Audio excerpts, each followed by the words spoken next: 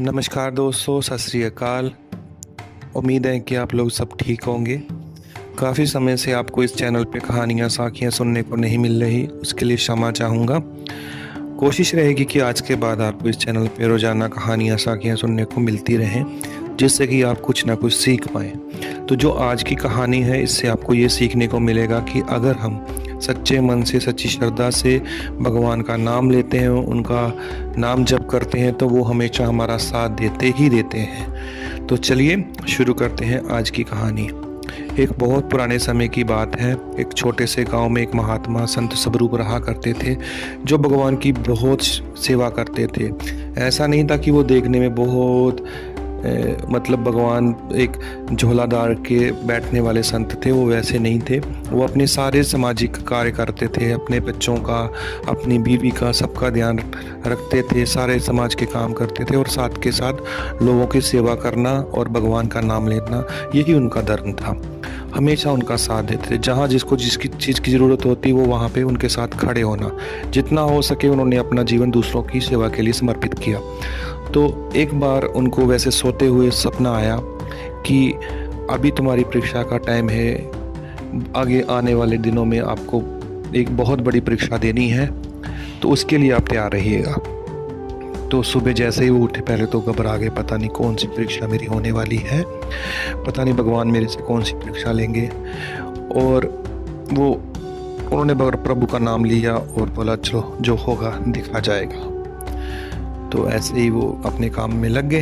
दिन में थोड़े दिनों में वहाँ अकाल पड़ गया, बारिश नहीं हुई, सारी फसलें बर्बाद हो गई, मतलब सूखा पड़ गया, अकाल पड़ गया, किसी के पास कुछ खाने के लिए बचा नहीं। तो सब लोग इकट्ठा होकर महात्मा जी के पास आए, उनको बोला कि आपने हमेशा हमारी सहायता की है, तो इस मुश्किल समय में भी हमारा साथ दीजिए, कुछ न कोई रास्ता तो जरूर निकालिए। तो उन्होंने बोला कि कोई बात नहीं, सब कुछ ठीक होगा, भगवान हमारा साथ देंगे। क्योंकि उनको भगवान पे श्रद्धा थी, उनको था कि भगवान मेरे साथ हैं, वो हमारा साथ जरूर देंगे। तो सब लोग चले गए अपने अपने घरों में। उन्होंने भगवान का नाम लिया, अपने 2-4 वस्त्र लिए और जंगल में चले गए। जंगल में वो जैसे ही जाते हैं थोड़ी दूर, वहाँ पे उनको एक छोटा सा मंदिर दिखाई देता है। वो जैसे ही उनको मंदिर की साफ़ सफाई करते हैं, वहाँ घास फूस बहुत था, वो सारा हटा के जैसे ही वो हटाते हैं, भगवान का नाम लेते हैं, सामने देखते हैं तो बहुत खूबसूरत भगवान की मूर्ति लगी हुई है।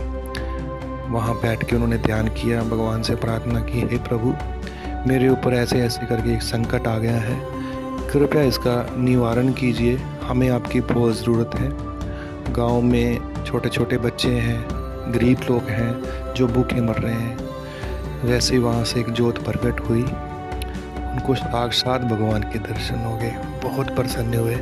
बोला हे प्रभु मुझे अपने साथ ले चलो, मुझे इस संसार में नहीं रहना, मैं तुम्हारी इतनी भक्ति करता हूँ। तो उन्होंने बोला तुम चिंता मत करो, तुम मेरा ही अंश हो, पर अभी समाज को तुम्हारी बहुत ज़रूरत है, तुम अभी समाज की सेवा करो, जैसे ही समय होगा मैं तुम्हें ले जाऊँगा। वैसे उन्होंने प्रणाम किया, घर आ गए और सबको आश्वासन दिया कि जल्दी ही सब ठीक होने वाला है, आप चिंता मत कीजिए।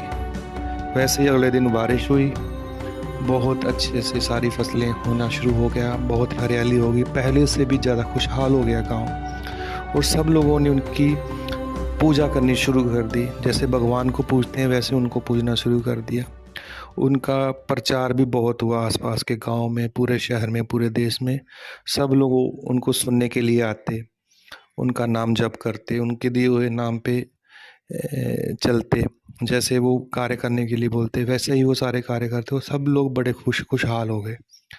तो यही सीखने को मिलता है कि जो संत स्वरूप होते हैं वो भगवान का अंश होते हैं, वो साक्षात भगवान ही होते हैं। तो हमको उनकी बातों पे ध्यान देना चाहिए, जैसा वो बोलते हैं वैसे रास्ते पे चलो, तो आपको एक दिन अपने लक्ष्य की प्राप्ति जरूर होगी, आप भी अपने सच्चे घर पे जा सकोगे। ये सारी दुनिया एक मेला है, ये हमारा असली घर नहीं है। असली घर है हमारा जो है भगवान को प्राप्त करना, जहाँ से हम आए हैं उस घर पे जाना। ये तो मेला है, ये तो नाटक है। तो इन्हीं शब्दों के साथ मैं आपसे आज्ञा चाहूँगा। धन्यवाद, सत श्री अकाल, खुश रहो, खुशहाल रहो, धन्यवाद।